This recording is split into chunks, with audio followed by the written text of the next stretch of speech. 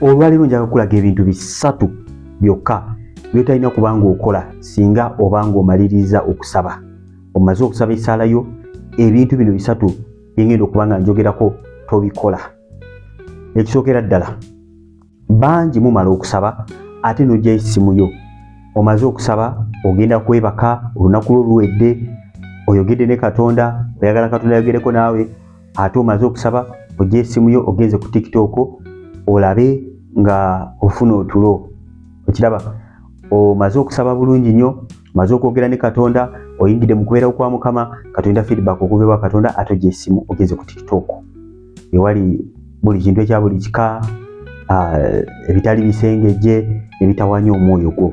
N'ova mu kifo kiri mwobadde olindirira Mukama okubanga ayogera naawe, okubanga addamu essaala zo, ate n'odda mu kifo ekirala n'obanga eri gy'obadde nga tonaba nakunoonya Mukama tonaba kusaba.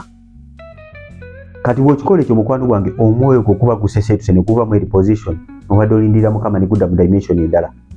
Kikulu nnyo nnyo nnyo nnyo obanga omaliriza olunaku lwo ng'omaze okusaba, bw'obanga omaliriza weebake bwebasi.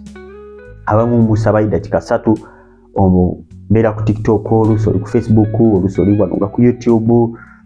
Bw'omala okukola n'osaba eddakiika 3 n'omala okusaba eddakiika 3 n'okwata essimu yo n'odda mu kuweereza message abantu, kakananga y'omwoyo bwatyo gwe weebakiddemu. Bwebaka mu mbeera efaanana bwetyo, manya mukwano gwange kiyinza obutaba kirungi eri omwoyo gwo. Jjukira bwe tugenda mu tulo tuba tugenze mu kwolesebwa, Mukama bagenda kujja ayogereko naffe. Kati kyakabenje nnyo okubanga ate wavudde mu nsi ey'omwoyo ate n'odda mu bibyo, n'odda mu bintu ebigenda okutawaanya omwoyo gwo.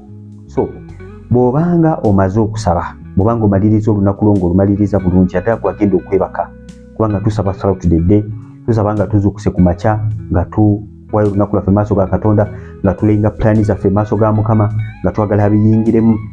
Abamu tulina businesses nga tusaba Mukama Katonda tuwe ba customers, ba clients abo nga tubakwasa Mukama, contract ze tulina nga tuzikwasa Mukama. Kakati olunaku nga luwedde lwonna nga tuluzingako, nga tugenze maaso ga Mukama Katonda, byonna nga biwedde, Katonda gw'olina okusembyayo, yalina okukulembera era gw'olina okusembyayo. Bw'oba omaze okusaba weewala okudda mu textinga abantu, okudda mu kubabuuzaako okukola ki, okwogera okwo, conversation ezo ziyinza obutaba nnungi eri gwe amaliriza okusaba. Omaze okusaba, weenenyeza, weetukuza, kyandibadde kirungi mukwano gwange weebakire mu mbeera efaanana bw'etyo. Era kikola otya? Osobola okuteekako nga obuyimba bwa gospel bw'omanyi, buli muntu obeera ne selection yo ekutwala mu mwoyo, ng'akayimba bwe bakakuba olaba ddala kalina we kakutwala mu nsi ey'omwoyo. Bw'oba omaze okusaba, teekamu ka music ako, teekamu akayimba kaako kakuyambeko bw'obanga ogenda kwebaka. Weebakire mu kubeerawo kwa Mukama. Bamalayika ba Katonda batambula ekiro. Waliwo bamalayika abatambula ekiro nga tebatambula misana. Omanyi nti n'emizimu nayo gitambula ekiro. Kati ne bamalayika basindikibwa ekiro nga weebase, okubanga baleeta ebitereke byo, kubanga baleeta obubaka bwo, kati oluusi bakusanga nga oluusi weebakidde mu mwoyo mulala. So weebakire nga mu kubeerawo kwa Mukama. Waliwo abamu ng'ondaba ssaawa zino naye nga ojjukirayo olunaku atiisiti weebaka nga atiisiti otaddeko enjiri oba otaddeko gospel music, oba nga olina ebintu otaddeko eby'omwoyo n'ofuna encounter, n'ofuna okukyaliwa kwa bamalayika, n'ofuna messages ennungi. Lwaki? Kubanga wali oli mu mwoyo oyo.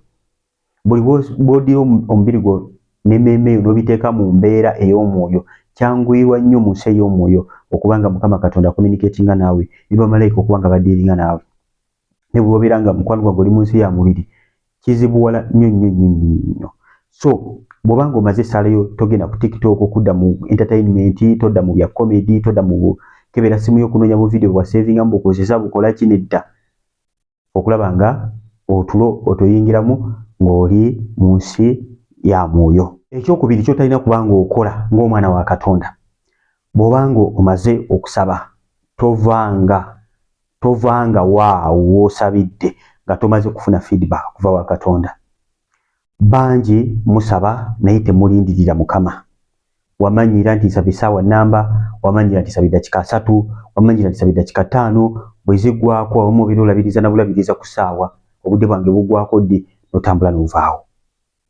Bw'obanga oli muntu ategeera kye bayita okusaba, oba tokyasaba bya ssaawa, nedda, osaba olw'ensonga nti oyagala Mukama Katonda addemu.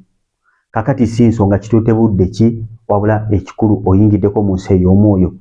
Omanyi okusaba kuli bwe kuti mu ndagaano enkadde wabeerangawo eno mu luggya mujjukira setup we yali mu ndagaano enkadde wabeerangawo mu luggya wabeerangawo watukuvu ne watukuvu awatukuvu kati n'essaala bwetyo bweri abamu obeera eno mu luggya lw'ekkanisa gy'okyali tonaba kutuukako yadde watukuvu awatukuvu tonaba na kuyingirako yadde buziba n'obuukayo mu ssala n'ofubutuka emisinde azirongaazi mukama katonda mubuulidde byagala mukama njagala emmotoka njagala ennyumba njagala okufumbirwa mukama n'ekirala njagala onkuze ku mulimu webali nnyo webali ddala nzikiriza nti mukama ogenda kubikola n'ovaawo n'otambula n'ogenda kyolina okutegeera ng'omwana wa katonda mukama ayagala nnyo okuba ng'ayogera naawe kennyini si gwe weka alina okuba ng'ayogera kakati tokikolanga okuba ng'omaliriza okusaba n'osituka busitusi n'otambula n'ogenda no essaala ebeera mpuliziganya wakati wo ne katonda kitegeeza nti nga bw'owulira njogera bwe nti singa tuba nga tuli wamu bwe mba njogera nawe olina okuba ng'oddamu kitegeeza nti bw'oba ng'oyogedde ne katonda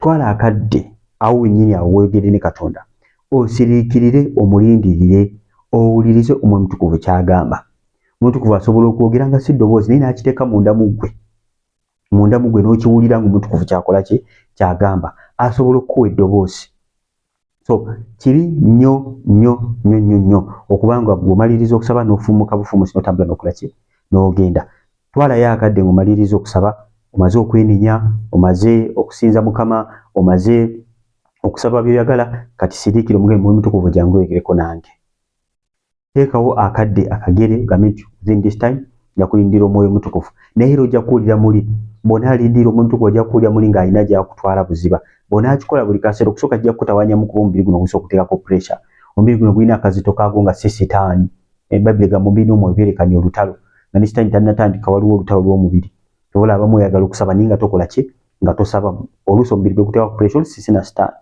so bw'onaatandika okukola ekintu ekyo ojja kulaba ng'olwanyisibwa ng'olindirira mukama olindira omwoyo omutukuvu ayogere n'engolo ebirowoozo bye byogera gwe tofaayo gwe sigalawo bw'onaakikola ennaku ne zeeyongera ojja kulaba nga ennaku eziddako ng'oyingira mangu mu nsi ey'omwoyo tovanga waawo nga tomaze kuwulira mukama katonda kyakola ki kyagamba mbagambye tusaba kufuna feedback kuva wa katonda tetusaba kutuukiriza mukolo kutuukiriza mukolo so tovanga waawo mpaka nga mukama katonda ayogedde ng'ofunye feedback kubanga kyekiba kyakutute okuba ng'oyogera ne katonda bw'oba ng'oli mupya subscribing okonekkadde bw'onakikola ekyo ojjaba nkufuna notification bwemba nga ntaddeyo video kwene kyano tuvuna ebirooto n'okwogera ku topics endala nga zino ezituyamba ng'abaana ba katonda buli mwana wa katonda eno kyano ogyetaaga n'ekisembayo bw'obanga omaliriza okusaba ebikwano mbagambye bino tobikola ng'omaze okusaba waliwo byolina okuba ng'okola nga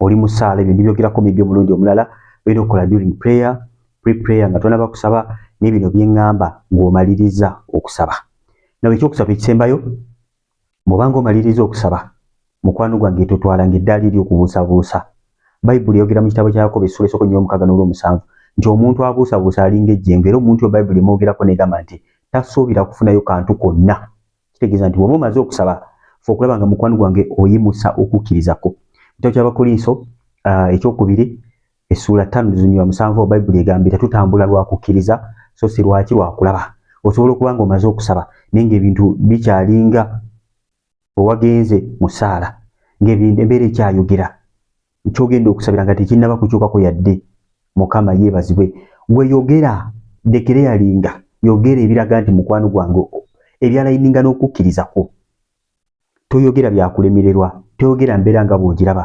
embeera gyogere nga bukkiriza ebeere mukama waffe omulungi yeebazibwe embeera gyogere nga bukkiriza ekole ki ebeere so si nga bw'olaba ebintu bangi bamaliriza okusaba naati ne boogera bulala ate ne beewuunya lwaki katonda takoze ng'ate bo kennyini bejje mu kukkiriza bejjemu ekyo kye bakkiriza so olina okuba ng'otambula lwa kukkiriza so si lwa kulaba bw'omaliriza ng'okusaba bayibuli egamba bwe musaba mukkirize nga muweereddwa kitegeeza nti bw'omaliriza okusaba muganda wange twala eddaala ery'okukkiriza nti mukama katonda agenda kukikola oba yamaze dde okukikola era otwala eddaala ery'okumwebaza omugabi mukama katonda nkwebaza kubanga omaze okukola kubanga ayogera mu kigambo kyo dino bwe tusaba tukkirize nga tuweereddwa bw'onaakikola ekyo omulabe sitaani talina wagenda kukuyita lwaki kubanga ebiseera ebisinga abasinga basaba naye sitaani najja nakukuba akaama n'agamba ekituufu ky'osabye n'ebintu binaakyuka oli muntu ayinze neto mbeera n'abantu bangi n'olaba lokole olabanga mbutuufu bennyini bwebasasanuga Mukama Katonda baali bayambadde bano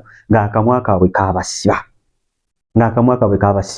nga Mukama Katonda yandibadde bakoledde dda naye nga balina obugambo bwe bayogera obutonotono ng'akava musala bw'atya kuba akagambo n'ogamba ono ddala ng'ava mu ddwayi Mukama yeebazibwe naye ng'obugambo bw'ayogera bwakulemererwa bwakwejerega bwakwemala mu maanyi kwegamba olabira ddala ye akkiriza kirala ate neyeeraba bulala. Tandika okweraba nga Katonda bw'akulaba.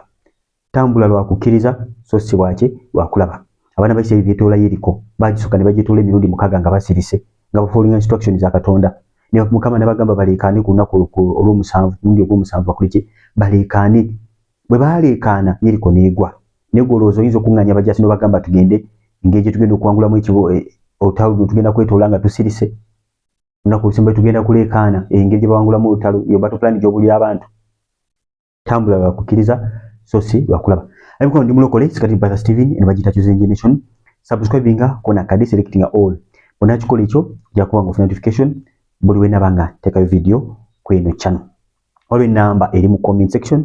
Ennamba ogiweerezeko ka message otujoininge ku WhatsApp group tube nga tuweerereza Mukama kijaba kirungi okutwegattako ojja kuyiga bingi ojja kufuna omukisa okuweereza Katonda ojja kusanga ttiimu ey'amaanyi yogenda okubanga oweerezaamu nayo. Waliwo ka video agenda okubanga kadda ku screen yawo kakoneko kajja bakwogera ku ngeri gy'olina okusabamu okufuna results kali awo waggulu kakoneko ngeri gy'olina okubanga osaba okufuna results. Mbere bulungi mweraba.